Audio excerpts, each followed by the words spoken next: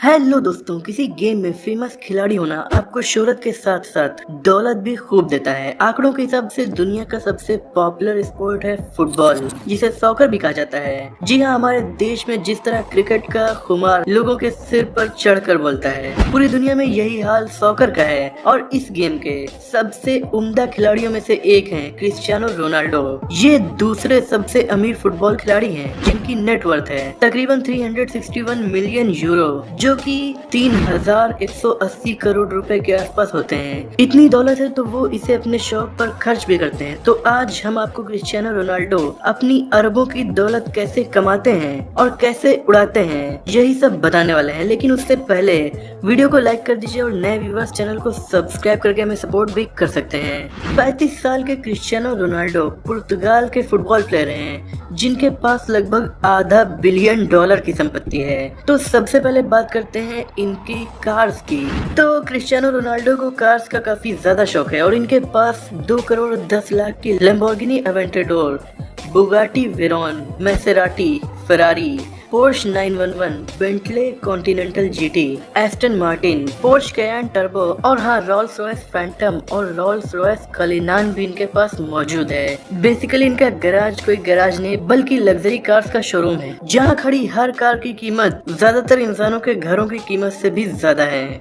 2019 में Cristiano Ronaldo tennis star Roger Federer के बाद सबसे ज्यादा पैसे कमाने वाले दुनिया के दूसरे खिलाड़ी थे। इनकी मेन कमाई football club Manchester United, Real Madrid, Juventus FC के साथ कॉन्ट्रैक्ट से आती है। इसके अलावा बहुत से बड़े बड़े ब्रांड्स के साथ इंडोर्समेंट करके भी वो काफी पैसे कमाते हैं। जैसे कि नाइकी ब्रांड के साथ इनका लाइफ टाइम कॉन्ट्रैक्ट $1 बिलियन का है, यानी गेम खेलना छोड़ने के बाद भी ये अरबों रुपए इसी तरह कमाते ही रहेंगे। बात करें इंस्टाग्राम की, तो क्रिस्टियानो रोनाल्डो के फिलहाल इंस्टाग्राम पर 307 मिलियन फॉलोअर्स हैं और ये दुनिया के सबसे ज्यादा इंस्टाग्राम फॉलोअर्स वाले इंसान हैं। और इसीलिए इंस्टाग्राम की पर पोस्ट से ये $8 लाख यानी तकरीबन 6 करोड़ रुपए कमा लेते हैं। ये कमाई इनकी केवल इंस्टाग्राम की एक पोस्ट से आती है।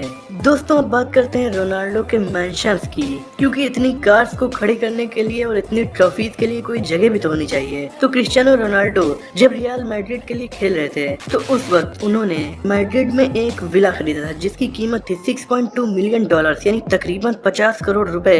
इसमें 7 बेडरूम्स, 8 बाथरूम और एक स्पेशल ट्रॉफी रूम भी था, जहां इनकी सैकड़ों ट्रॉफीज को इन्होंने सजा कर रखा था। इस घर में बेहद शानदार स्विमिंग पूल भी था। इसके अलावा रोनाल्डो का एक घर इटली में भी है, मतलब वो एक नहीं 2 घर है, लेकिन आमने सामने है। और न्यूयॉर्क सिटी अमेरिका में ट्रम्प टावर में इनका एक अपार्टमेंट भी है, जो कि काफी ज्यादा लग्जरी है। इसकी कीमत है $18.5 मिलियन, यानी तकरीबन 137 करोड़ रुपए। इस अपार्टमेंट में 3 बेडरूम, 3 बाथरूम, एक किचन के साथ साथ न्यूयॉर्क सिटी का जो बेहद शानदार व्यू मिलता है, वो इसे बेहद कीमती बनाता है और अमेरिकन स्टेज के दौरान वो यहीं पर रुकना पसंद करते हैं। क्रिस्टियानो रोनाल्डो का स्टेटस अब दुनिया में एक बेहतरीन खिलाड़ी के साथ साथ एक फेमस मॉडल जैसा भी बन चुका है, क्योंकि इंस्टाग्राम पर इनके इतने ज्यादा फॉलोअर्स हैं जितने कि मॉडल्स और एक्टर्स के भी नहीं होते। और इसीलिए रोनाल्डो को अपनी हेल्थ, फिटनेस और अपीयरेंस पर काफी ज्यादा ध्यान देना पड़ता है, और इसीलिए वो केवल अपनी हेयर स्टाइल पर ही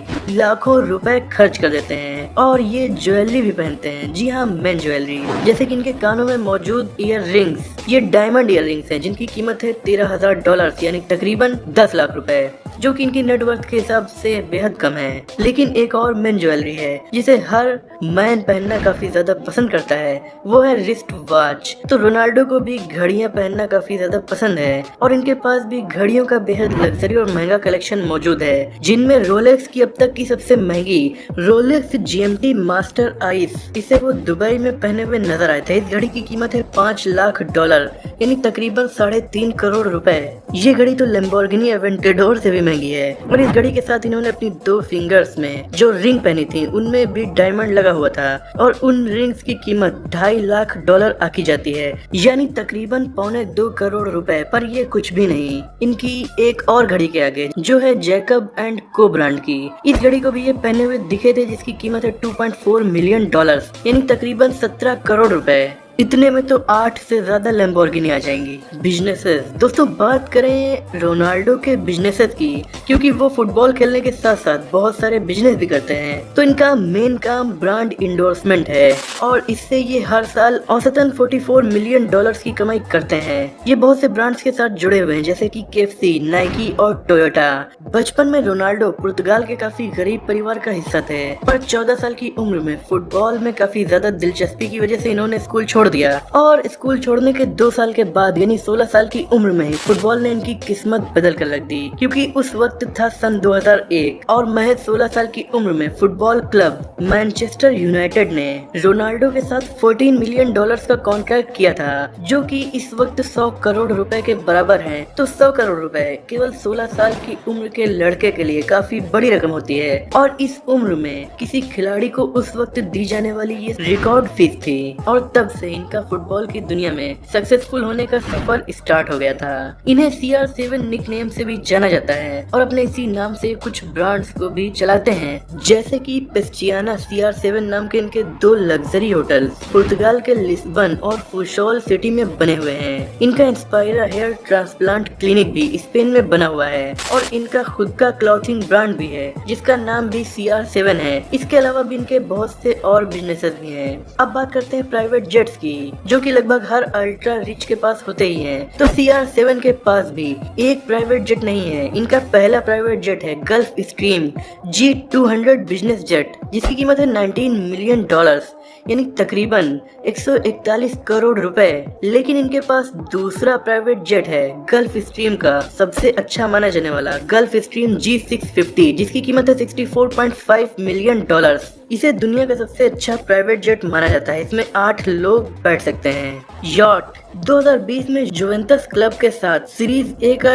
दूसरा टाइटल जीतने की खुशी में रोनाल्डो ने एक याट खरीदा जिसका नाम है अजीमुथ ग्रांडे। इस 27 मीटर के याट में gym, jacuzzi, swimming platform, bedroom etcetera जैसे फीचर्स मौजूद हैं। इसकी कीमत थी 7 मिलियन डॉलर्स यानी तकरीबन 50 करोड़ रुपए। इससे पहले रोनाल्डो अपनी फैमिली के साथ याट पर वक्त बिताने के लिए अफ्रीका वन याट को रेंट पर लिया करते थे। चैरिटेबल वर्क्स, क्रिस्टियानो रोनाल्डो अपनी अरबों की दौलत केवल खुद के और अपने परिवार के शौक पर ही नहीं खर्च करते, बल्कि दुनिया भर में लोगों की काफी मदद भी करते हैं। इसीलिए दुनिया भर में इनके चाहने वाले मौजूद हैं, क्योंकि ये खुद एक गरीब माली के बेटे थे और इसीलिए इनका बचपन बेहद गरीबी में बीता और इसीलिए गरीबों का दर्द भी इन्हें पता है। कोरोना पैंडेमिक स्टार्ट होने के साथ ही इन्होंने अपनी डोनेशन भी बढ़ा दी थी। इन्होंने 1 मिलियन यूरो यानी तकरीबन 8 करोड़ 81 लाख रुपए अपने देश पुर्तगाल के हॉस्पिटल्स में डोनेट किए थे, जिनसे वेंटिलेटर्स और बेड्स को खरीदा जा सके।